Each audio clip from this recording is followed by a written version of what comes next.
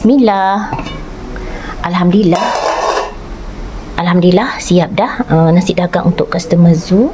Zu nak masukkan ke dalam bekas dulu.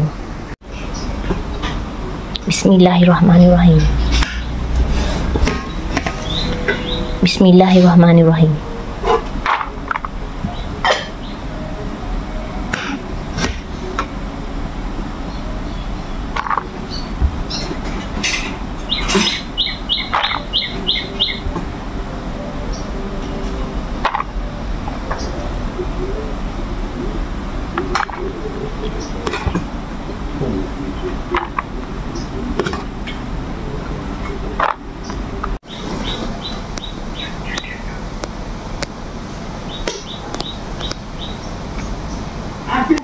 Syah, slow.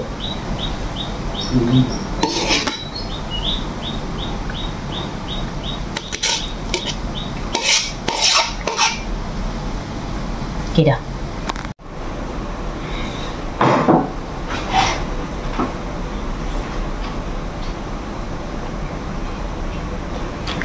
Customer Zu bukan nak semua ni, ada yang nak beli bungkus-bungkus tu. Ini untuk my family. Hari ini kan ada orang raya. Dah habis puasa 6 ni, dia nak raya lah. Okay, Zura ikan. Dia nak raya dengan nasi dagang. Alhamdulillah dah siap. Kat dalam ni tongkol belum masak sepenuhnya.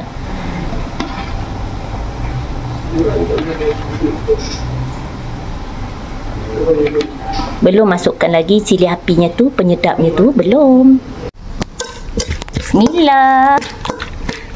Ni acar untuk nasi dagang dah siap dah. Timun, carrot, bawang Holland.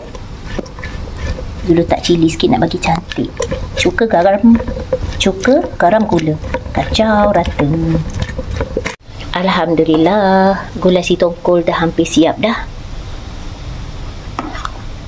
Kuahnya pekat. Ini panas ni. Kalau sejuk nanti lagi pekat dan naik color merah atasnya tu. Alhamdulillah, di pagi Jumaat yang barakah, Zu siapkan order cara manis. Customer Zu ni ada majlis raya anak dia. Okay. Alhamdulillah. Kuih cara ni dah siap dah satu kotak. Satu kotak ni RM20 je. Cara manis.